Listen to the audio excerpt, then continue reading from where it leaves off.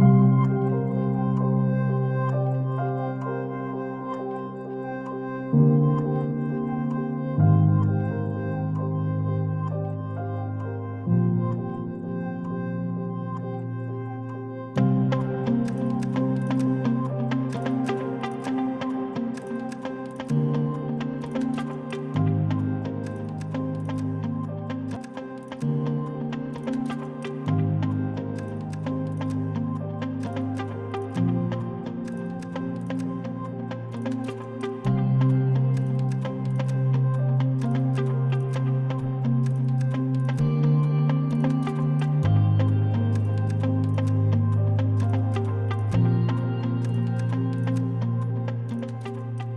called by names.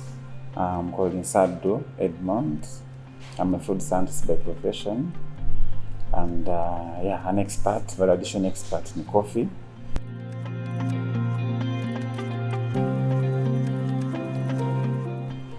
Yeah, coffee. I'll talk about coffee right from started in 2014, and I got to love coffee just in 2014 when I joined Churad. Churad is an agribusiness incubator. An incubator that works with entrepreneurs in coffee.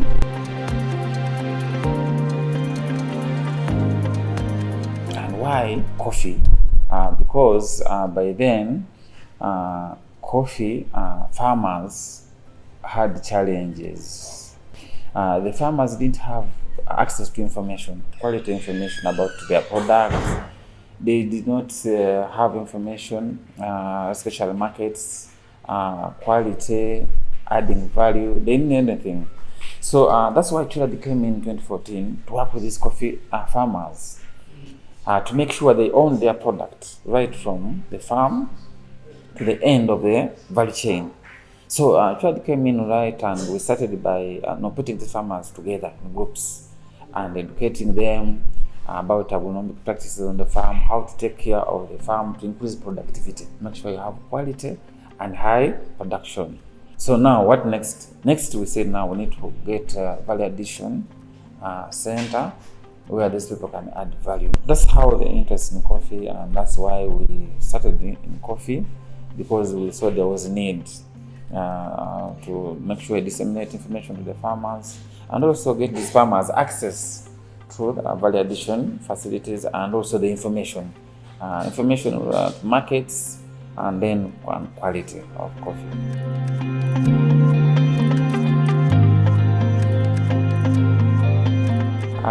This middlemen, they are sabotaging the quality.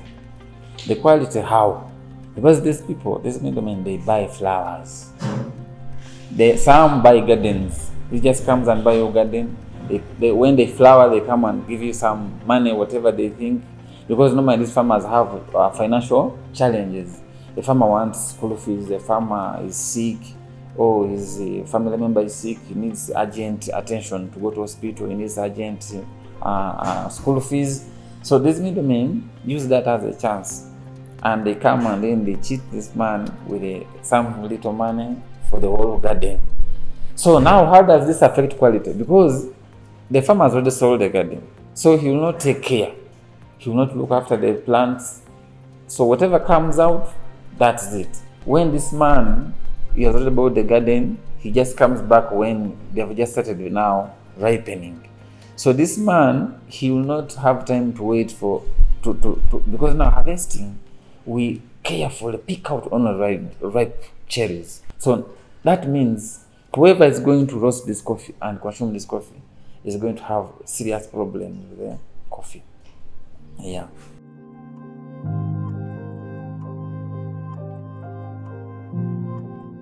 Yeah, of course, over the years, it is changing seriously over the years. And first and foremost, the things we have done, of course, there is lobby and advocacy. We have tried to lobby, of course, through various platforms, through, of course, with our partners, UCDA, and government, Ministry of Culture, And of course, with the previous coffee policy that was also passed, but still, I will talk about the actual activities that we have done at Churad. With Churad, we have been able to train these farmers, okay, on quality especially. Okay, we have trained them on quality of the products. We have trained them. We have given them information on markets, green coffee market, how they can market their green coffee after harvesting. We have given them information where to sell this coffee in Africa, in Europe, and then the different requirements of those markets for their coffee. So we have tried as much as possible to expose them to the market, to expose them to the various information pertaining quality, pertaining production, and marketing. Yeah, so at least most of them are aware, and now it is difficult to play around with them. It is difficult. Yeah, so there is some good improvement at least over that.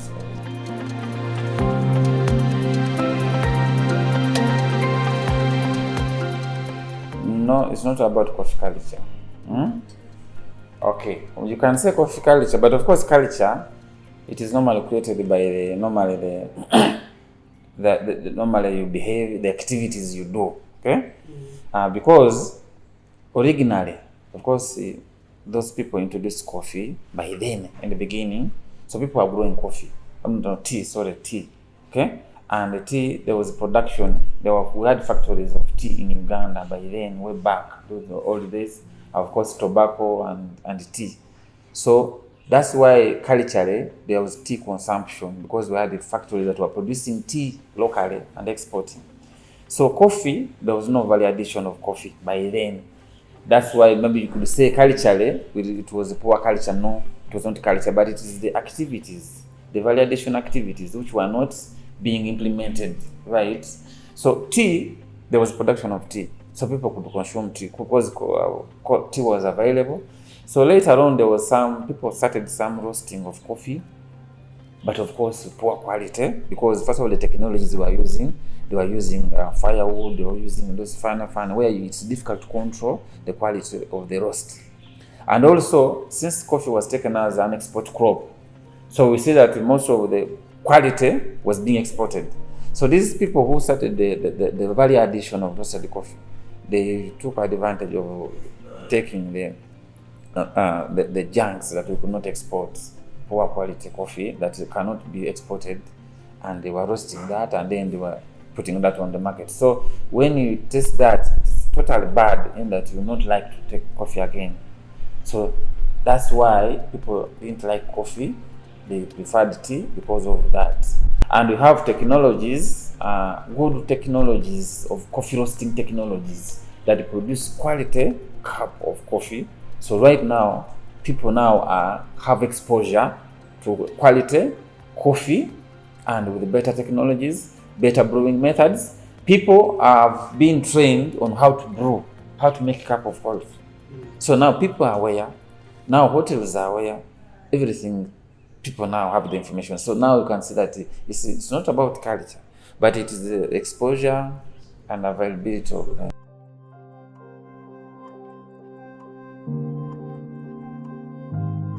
Now, a quality cup of coffee, okay? What do we talk about a quality cup of coffee? Okay? So, of course, a quality cup of coffee is the one, of course, that has no of flavors. Okay? It doesn't have because of flavors, we can categorize them as smoky. You can categorize them with non-coffee things. Okay, non-coffee things because when you roast coffee, you develop aromatic compounds. Okay, aromatic compounds that contribute to the sweetness, to the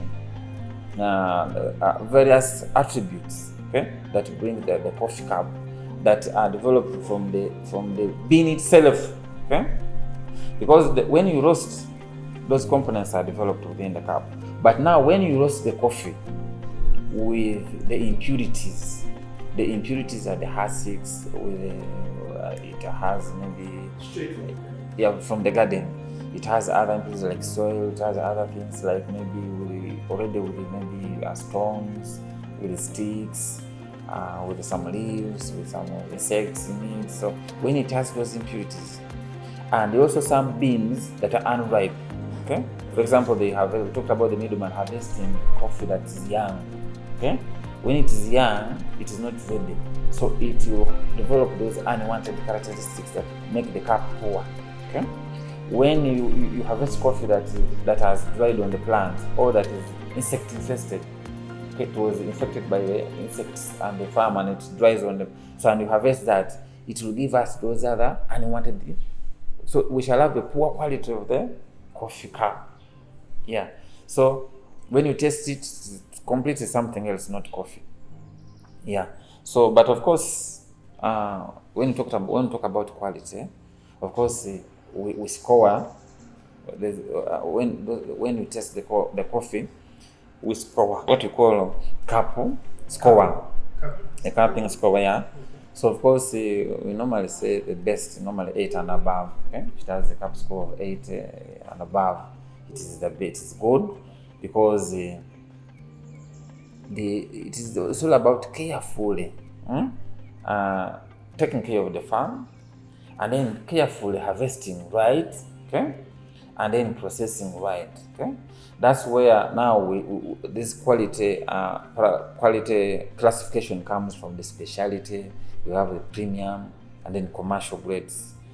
Yeah, these qualities come with the reference to the percentages of these defects. The defects are those ones I've been talking about. Okay? The stone, the insect infested, the moldy, those that are infected by molds, the insect bites, we have the broken beans, so those are the defects, the foreign particles. So according to the classifications, according to the percentage of the defects in the coffee, we have the specialty, the premiums, and then the commercial grades. So those grades come they give us good quality of the cup.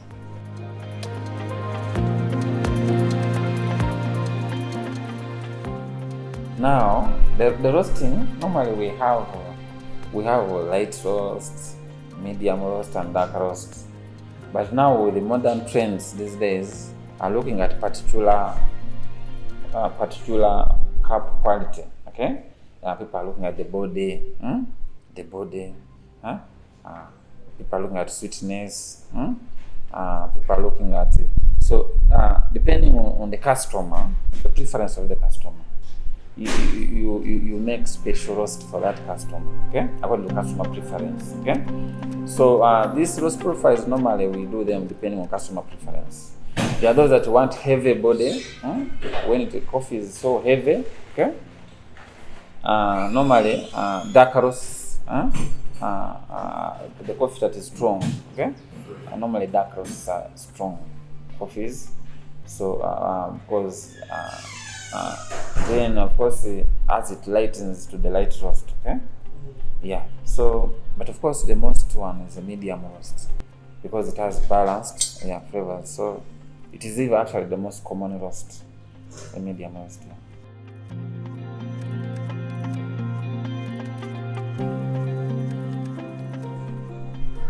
Yeah, it will, and it's actually happening. Only that, we still need some more intervention. Of course, because why do we need more intervention? To realize that we need to engage more of this youth into coffee. Okay. Because normally, technology. So these days, it is more on the youth side. The elderly are less into more of this. Okay, so we need to engage more of the youth into coffee, and we need to put youth at the center of it, because currently, coffee we have the youth have done a lot in coffee. We have coffee ice cream. We have coffee juice, we have coffee yogurt, we have coffee cakes. You feel the coffee, okay? But of course, at the same level, like they were taking a cup of coffee, Here you'll be eating yogurt, but with coffee, you feel the coffee. Okay, It's still the same. Yeah, it's still the same, but of course it's different from drinking coffee. Here you are eating yogurt, but coffee. Okay, yeah. So we shall reach there. It is yeah, we shall reach there, but we still need more intervention, especially at schools, at universities.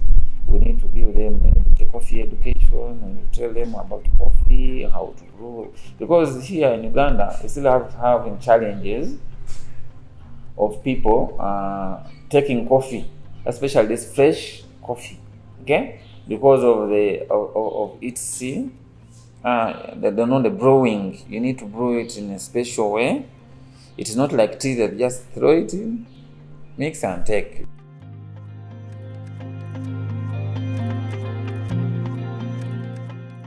For us, we shall tell you that your Nescafe, your instant coffee is not coffee. This is the real coffee. This is the fresh roasted coffee. As you can see, we have various brands now, and these young people are producing, the youth. So this coffee, it is fresh, and that's why you feel even that aroma of coffee here. You feel the coffee, okay? But now with your instant coffee, you don't feel this aroma here anymore, okay? Because the difference is in the production, how you make this coffee and the other coffee. But I'll first give you an example before I tell you how we make, what's the difference. The best example is the milk powder and the fresh milk, okay? It is not as fresh milk. So here, it is the same example as this one. This one is our fresh milk. We get fresh quality coffee from the farm, bring it here, just roast, grind, and put in the cup and drink. Fresh. But now the other one, the Nescafe, the instant coffee, we don't even, it's like milk powder. Why do you waste your fresh milk and you dry it? Just drink it, okay? Unless you have excess. But in actual sense, what we cannot take as fresh is what we dry and make milk powder. So the same as this one, what we cannot roast, poor quality, what we have sorted out, you roast that one, grind it. Then after grinding, when you grind it, you now put in the water boil. Now that liquid for drinking, you dry it. You dry it under vacuum to have that fine, extremely powder. They call it instant. The one you just put in water and dissolves. Yeah, so it is the first roast the coffee, brew, then dry to get that fine powder. So that's why it doesn't have any aroma of coffee. That's why you don't feel any smell of coffee in it. Yeah, so for us, that one, we say, let's first consume our coffee here, and then things will be okay.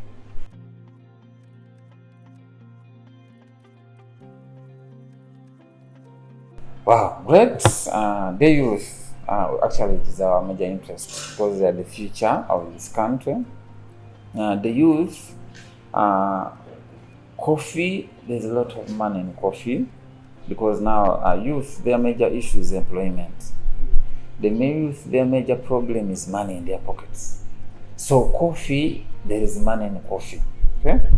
So what we have to do as a youth, just look out for coffee. Your father might be having some few plants in the garden, and this middlemen are cheating. They are buying this basin, they are buying what. So please take that coffee, add value, roast and pack that coffee. You'll make tremendous. A kilo of roasted coffee here in Uganda, in the Uganda supermarket, minimum of 40,000 a kilo of roasted coffee.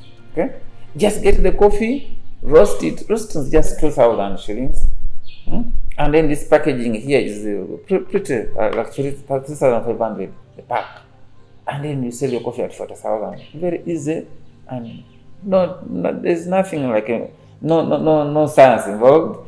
Just get the coffee. Come to Chirad. We can give you some basic information on how to have a quality coffee from the garden. Because that one I know you need it. You need to get this information. How do you harvest quality coffee?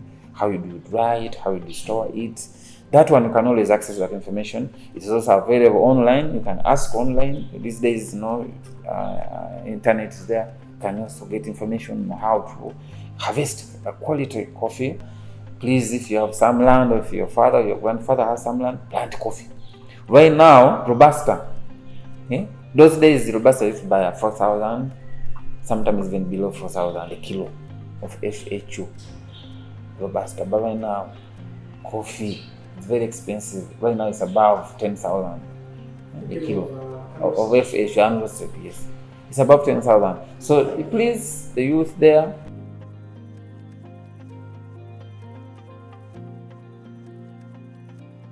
It is a facility here where you come, we give you the basic information that you need to know about quality, about how to have a quality product, how to brand your coffee. If you want certification, regulations, we have partners like UCD and UNBS. You get your product certified so that you can trade your product internationally and locally. Okay, so here at the facility, we support you with the necessary things.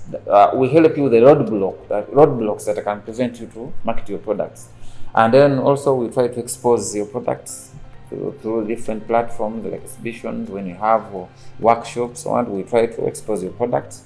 But marketing is entirely you, the youth. You have to market your products because you are still strong. You can market very well on social media and plan or whatever.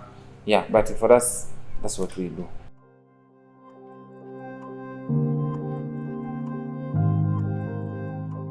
Yeah, maybe I'll just thank you for the initiative to make sure we spread the gospel of coffee. Actually, coffee in Uganda, people are getting involved in coffee now, and we are happy that we are seeing the coffee consumption grow. And I will encourage my fellow Ugandans, please, let's consume our coffee. If we consume our coffee, we will not even need to export this coffee.